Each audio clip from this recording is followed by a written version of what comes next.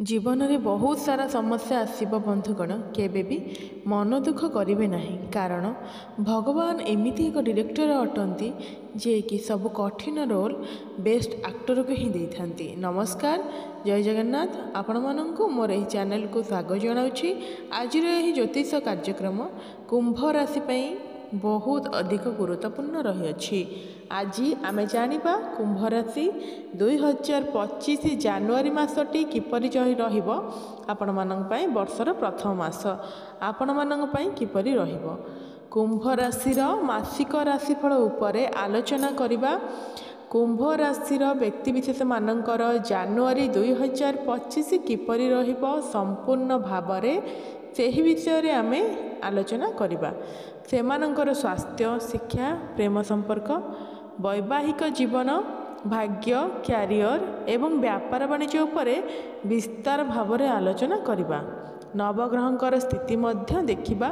नवग्रह की प्रकार फल देबारे सक्षम हेबे, शेषरे अशुभता प्रदान करुथिबा ग्रह मानंक पई किछि विशेष प्रतिकार मध्य जानिबा।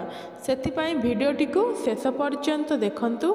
चलंतु आरंभ करिबा एही कार्यक्रम जहाँकि आपणकर जन्म राशि एवं चंद्र राशि उपरे आधारित। जनवरी 2025 आरंभ में कुंभ राशि रे नवग्रहंकर स्थिति विषय रे सर्वप्रथमे जानिनेबा। एहा पूर्वरु जदि आपणकर भी कुंभ राशि होइथाए एवं आपण भी ईश्वर को सच्चा हृदय रे भक्ति करुथांती, विश्वास करुथांती, तेबे एही वीडियोटी को लाइक करी कमेंट बॉक्स रे जय शनिदेव, जय हनुमान अवश्य लिखि दियंतु। तो सर्वप्रथमे जानिबा कुंभ राशि रे जनवरी 2025 रे नवग्रहंकर स्थिति किपरि रहिबो। जेबे जनवरी मास आरंभ हेबो तो कुंभ राशि रे नवग्रहंकर स्थिति किछि एहिपरि रहिबो जेमिति कि आपण वीडियो माध्यम रे आग को सुनिबे। कुंभ राशि एवं आपणकर राशिर अधिपति हेउछंती शनिदेव एवं शनिदेव आपणकर प्रथम भाव में विराजमान अछंती एवं तांको सहित शुक्र मध्य विराजमान अछंती। रविंकर स्थिति आउ राहु विराजमान मध्य अछंती। आपणकर चतुर्थ भाव में देवगुरु बृहस्पति विराजमान अछंती। आपणकर षष्ठ भाव में मंगल विराजमान अछंती। अष्टम रे केतु विराजमान अछंती। आपणकर दशम भाव में बुध देव विराजमान अछंती एवं आपणकर एकादश भाव में सूर्य विराजमान अछंती। ध्यान दे शुणु। सबुठु प्रथमे जानिबा आपणकर स्वास्थ्य किपरि रहिबो एही जनवरी मास 2025 मसीह रे। बंधुगण, प्रथम भाव होइथाय आपणकर स्वास्थ्यर भाव, इम्यूनिटी सिस्टम रो भाव एवं प्रथम भावर अधिपति शनिदेव आपणकर राशि रे ही विराजमान अछंती, प्रथम भाव रे अछंती। देखंतु एठारे शनिंकर स्थिति बहुत भल अछि। शनि आपणकर नीच राशि रे विराजमान अछंती, आपणकर स्वास्थ्य को मजबूत बनौछंती। किंतु पंचम भावर अधिपति बुध आपणकर द्वादश भाव को चलन करिवे जनवरी 24 पर। तो आपण बाहर खाद्यपेय खाइबा ठारू टिके दूरे रुहंतु, नहले पेट जनित समस्या, एलर्जी, इन्फेक्शन, ठंडा, कफ भली समस्या किछि देखा दे पारे।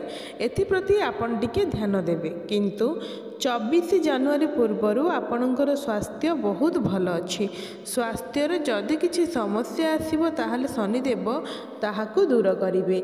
चिंता करिवार कोनोसी आवश्यकता नाही। एबे जानिबा आपणकर शिक्षा क्षेत्र किपरि रहइबो ए जनवरी मास 2025 रे। बंधुगण, पंचम भाव होइते आपणकर शिक्षा क्षेत्र भाव एवं पंचम भावर अधिपति हेउछंती बुध एवं बुध आपणकर दशम भाव में विराजमान अछंती एवं 4 जनवरी के बुध आपणकर एकादश घर को चलन करिवे। बुधंकर सीधा दृष्टि आपणकर पंचम भाव में रहुअछि। 4 जनवरी पर आपण शिक्षा क्षेत्र बहुत भल अछि। जदि आपण किछि एडमिशन करबा को चाहउचंती, नूतन एडमिशन नेबा को चाहउचंती किंबा उच्च शिक्षा करबा को चाहउचंती किंबा पाठ पढ़ा को नै कि बड़ डिसीजन नेबा को जाउछंती, ताहाले 4 जनवरी पर समय आपणक पई अत्यंत शुभ अटे। आपणक भितर ज्ञान बढ़िबो, बुद्धि बढ़िबो। ज्ञान एवं बुद्धि बल रे आपण आपणक पाठ पढ़ा रे बहुत अधिक उन्नति करिवे। 4 जनवरी पर जदि कोछि एग्जाम अछि तेबे सेथिरे आपण निश्चित भाव में उत्तीर्ण हेबे। तो मोटामोटी देखा गले यही मसरे आपणकर पाठपढ़ा स्थिति बहुत भल अच्छी। एबे जानिबा आपणकर प्रेम जीवन किपरि रहिबो एही जनवरी मास 2025 बंधुगण पंचम भाव होता है आपणकर प्रेम जीवन भाव, शिक्षार भाव एवं संतानर भाव मध्य होता है। पंचम भावर अधिपति बुध आपण दशम भाव में विराजमान अच्छा। 4 जनवरी को बुध आपणकर एकादश घर को चलन करेंगे और पंचम भाव को देखिए। देखु यही मसरे आपणकर प्रेम जीवन बहुत भल अच्छी, खास कर 4 जनवरी पर बुध आपणकर पंचम घर को देखिए, जहाँफल प्रेम जीवन को मजबूत बनइबे। आपण दुई जनक मध्य भल पाइबा बढ़, आपणकर कौन गोटे बड़ इच्छा निश्चिंत पूर्ण हो पाए। कहीं एकादश भाव इच्छा पूर्तिर भाव होता है, लाभर भाव होता है। प्रेम जीवन को लेकिन आपन कौन शुभ खबर प्राप्ति हो पाए, आपणकर भल पाइबा विवाहर रूप नहीं पारे। जो मानकर कथबार्ता बंद होता ब्रेकअप होता 4 जनवरी पर से कथबार्ता पुणी थे आरंभ हम आउ पैचअप हबार संभावना देखा। 24 जनवरी पर आपणकर प्रेम जीवन में विशेष ध्यान रखु। बुध आपणकर द्वादश भाव को जेहेतु चलन करुँच, जहाँफल छोट छोट कथार आर्गुमेंट हो पाए, कली झगड़ा भली समस्या आपन को देखा दे पारे। एप्रति आपन टिके ध्यान देबा। आपणकर वैवाहिक जीवन किपरि रहिबो 2025 मसीहा जनवरी मासरे सप्तम भाव होता है आपणकर वैवाहिक जीवनर भाव, दाम्पत्य जीवनर भाव। सूर्य आपणकर एकादश भाव में विराजमान अच्छा। देखु 14 जनवरी को सूर्य आपणकर द्वादश घर को चलन करेंगे। तो 14 जनवरी पर आपन टिके आपण वैवाहिक जीवन में ध्यान रखिए, ना छोट छोट कथा को लेकिन कली झगड़ा हो पारे, आर्गुमेंट हो पारे। 14 जनवरी पूर्वर आपणकर वैवाहिक जीवन बहुत भल अच्छी। आपण लाइफ पार्टनर क्यारियर रे ग्रोथ हो पारे, भाग्य रे परिवर्तन हो पारे, कौन गोटे बड़ इच्छा तक निश्चित भाव पूर्ण हम। आपण पार्टनर द्वारा आपण को लाभ प्राप्ति हो। किंतु 14 जनवरी पर आपण विशेष भाव में आपणकर वैवाहिक जीवन उपर ध्यान दिंतु, ना समस्या पड़ पारे। एवं जाना सबुठ गुरुत्वपूर्ण विषय वस्तु जहाँकि आपणकर भाग्य, क्यारियर, व्यापार वाणिज्यर स्थिति किपरि रहिबो एही जनवरी मास 2025। बंधुगण नवम भाव होता है आपणकर भाग्यर भाव, दशम भाव होता है क्यारियर भाव। नवम भावर अधिपति शुक्र आपणकर लग्न भाव में विराजमान अच्छा। देखु भाग्यर स्वामी शुक्र आपणकर प्रथम भाव में विराजमान अच्छा। यही मसरे आपणकर भाग्यशाली रहिबे, भाग्य आपण को समस्त क्षेत्र साथ देव। छोट मोट कार्य आपण को बहुत शीघ्र सफलता प्राप्ति हेब, कम परिश्रम आपण को सफलता प्राप्ति हेब। आपण जदि कौन बड़ कार्य आरंभ करने को चाहते, बड़ इन्वेस्टमेंट करने को चाहते, घरे जदि कौन शुभ मांगलिक कार्य आयोजन करने को चाहते ताहले करें। यही मसरे आपण को समस्त क्षेत्र में सफलता प्राप्ति हेब। शेयर मार्केट, स्टॉक मार्केट एवं ट्रेडिंग रे काम करुथिबा लोक माननकु अचानक लाभ प्राप्ति हेब। क्यारियर कथा हबती दशम भाव होता है आपण क्यारियर भाव एवं दशम भावर अधिपति होउछन्ति मंगल, एवं मंगल आपणकर षष्ठ भाव अच्छे। देखु मंगल एठारे षष्ठ भाव में रहीकि निश्चस्त अच्छा। षष्ठ भाव को कुंडली में भल विचार करा जाय नथाय। निचस्थ अवस्था जेहेतु अच्छा, मंगलंकर स्थिति एठारे बहुत खराब अच्छी। तो आपणकर आपण क्यारियर पर विशेष ध्यान रखु। कर्म क्षेत्र ता सहित भी आर्गुमेंट करूँ ना, कली झगड़ा करूँ ना, ना समस्या पड़ पारती। आपणकर मन काम कार्य लगी न पारे, आपण भितर काम करने एनर्जी आसब ना, आपण टिके अलसुआ स्वभाव देखा लगे, जहाँद्वारा आपणकर कर्म क्षेत्र समस्या आसीपे। देखु शनि एवं शुक्र आपणकर केन्द्र में प्रथम भाव में विराजमान अच्छा। आपणक पाखक बहुत गुड़ी अपॉर्चुनिटी आसब, बड़ बड़ कंपनी ऑफर आसीपे। किंतु आपण आपणकर काम कार्य जहाँ भी किसी डिसीजन ने भावी चिंतिकी नियंतु, कौन वरिष्ठ व्यक्ति परामर्श नहीं कि ही कौन बड़ डिसीजन नियंतु। किंतु 21 जनवरी पर जेतबेले मंगल वक्री होइकरी आपणकर पंचम भाव को चलन करेंगे, तो आपणकर काम कार्य धीरे धीरे सुधार आसब। आपणकर काम कार्य गुड़िक सुरुखुरु हेबाकु लागिबो।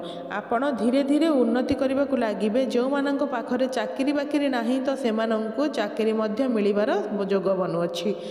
मोटामोटी देखा गले यही मसरे आपणकर और 50% भल अच्छी मिश्रित फल प्रदान करिबो। व्यापार वाणिज्यर कथा हेबा जदि सप्तम भाव होता है, व्यापार वाणिज्यर भाव सप्तम भावर अधिपति सूर्य आपणकर एकादश भाव में विराजमान अच्छा।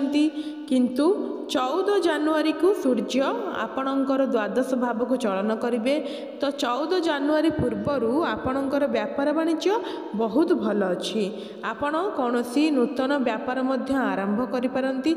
आपणकर व्यापार वाणिज्य आपण बहुत अधिक लाभ प्राप्ति करेंगे। आपणकर ग्राहक बढ़ी पारंती। आपणकर डेली इनकम रे वृद्धि होई पारे। फाइनेंशियली ग्रोथ मध्य होई पारे।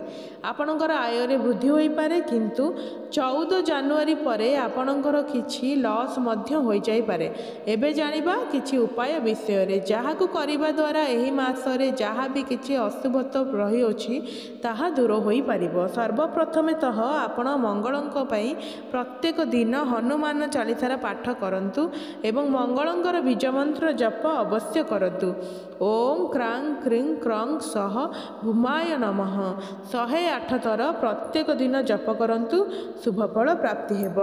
पक्षीमानंकु दाना पानी खाइबाकु दियंतु एवं प्रत्येक दिन सूर्य को जल अर्घ्य अर्पण करंतु। शुभफल प्राप्ति हेब। धन्यवाद।